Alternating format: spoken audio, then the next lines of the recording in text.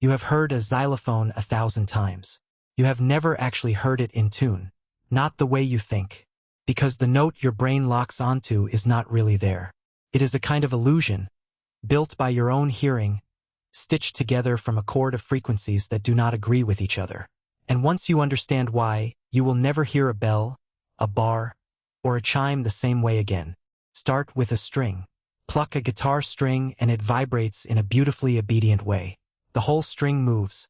Then it splits into 2 halves, each moving on its own. Then 3/3. Then 4/4. Each of these smaller vibrations produces a pitch, and those pitches stack up in a clean, predictable ladder. Double the frequency, you get an octave. Triple it, a fifth above that. This ladder is called the harmonic series, and for centuries it has quietly shaped almost everything you call music. Western harmony was built on top of that ladder. Major chords, minor chords, the whole architecture of what sounds resolved versus tense. It traces back to those simple whole number ratios hiding inside a vibrating string or a column of air in a flute. 2:1, 3:2, 4:3. Your ear was trained generation after generation to expect those relationships. When they show up, something in you relaxes. When they don't, something in you gets uneasy. Now hit a metal bar, a xylophone key, a steel rod, a chime. It does not behave like a string at all. A string is thin and floppy, so when it moves, tension pulls it back into shape, and that tension is what generates the neat harmonic ladder. A bar is stiff. It resists bending, and that stiffness rewrites the entire physics of how it vibrates. Instead of a clean stack of whole number multiples, a solid, freestanding bar produces a set of overtones that spiral away from each other in an almost alien pattern. The physicist Thomas Rossing spent much of his career mapping exactly this, cataloging the vibration modes of bars, bells, and drums with the same rigor others had once reserved for strings and organ pipes. What he and his collaborators found was strange. For a bar that is free to vibrate at both ends, which is how xylophone and marimba keys are mounted, the overtones do not land at 2 times, 3 times, 4 times the fundamental. They land near 2.75 times, 5.4 times, 8.9 times, numbers with no clean relationship to each other at all. Why does that matter to your ears? Because dissonance at its root is just 2 frequencies that are close enough to interfere but not close enough to agree. When a note's own internal overtones already clash with each other before another instrument even joins in, that note carries a kind of built-in tension. A bar or a bell is, quite literally, arguing with itself every time it rings. Instrument makers have known this for centuries, even without the mathematics. Marimba and vibraphone builders carve a shallow arch into the underside of each bar, thinning the wood or metal near the center. This does something specific. It pulls the second and sometimes third overtone down, closer to a harmonic relationship with the fundamental, without fully erasing the strangeness. Tune it too far toward the clean ladder, and the bar starts to sound like a synthesizer patch. Leave it untouched, and it sounds like a piece of scrap metal falling down a stairwell. The craft lives entirely in that narrow space between the two. The physicist Neville Fletcher, working alongside Rossing on the broader physics of musical instruments, described this family of sounds as belonging to a different category altogether from strings and winds, instruments whose very identity depends on overtones that refuse to line up. Bells fall into this category too, and often more dramatically than bars. A large bell can ring with a hum tone, sitting a full octave or more below what your brain perceives as the note, alongside a cluster of overtones so far from a harmonic ladder that early bell founders developed tuning techniques almost by folklore, generations before anyone could measure a sound wave. The acoustician Gabriel Weinreich later studied these bell tones directly, showing how the strike tone your brain fixates on is often a kind of averaged illusion, assembled from partials that individually don't even exist at that pitch.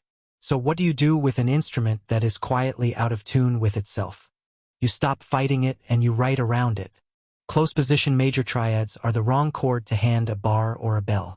Stack a C, E, and G tightly together, and one of those inharmonic upper partials from the C will land almost exactly on the wrong side of the G, creating an audible beating, a slow, uneasy pulse that most listeners can't name but can absolutely feel. Composers and arrangers who write for marimba, vibraphone, tubular bells, or gamelan-style metallophones tend to reach instead for open voicings. Chordal chords, stacked in fourths rather than thirds. Add 2 and add 9 colorings.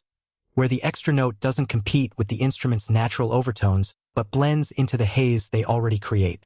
Clusters, several adjacent notes struck together, often sound more correct on a bar instrument than a clean triad does, because the ear is already primed by the bar's own inharmonic ring to expect a crowd of close frequencies rather than a tidy chord. This is also why gamelan orchestras, built almost entirely from tuned metal bars and gongs, develop tuning systems that don't map onto Western equal temperament at all. The instruments were never going to behave like a piano, so the music was built to match what the metal actually does, rather than forcing the metal to fake what a piano does. Recording these instruments brings its own set of traps. Compression is the first one. Push a hard compressor onto a struck bar, and you pull up the long, ringing tail relative to the sharp initial strike, which means you are, quite literally, turning up the volume on the instrument's most dissonant, least harmonic content.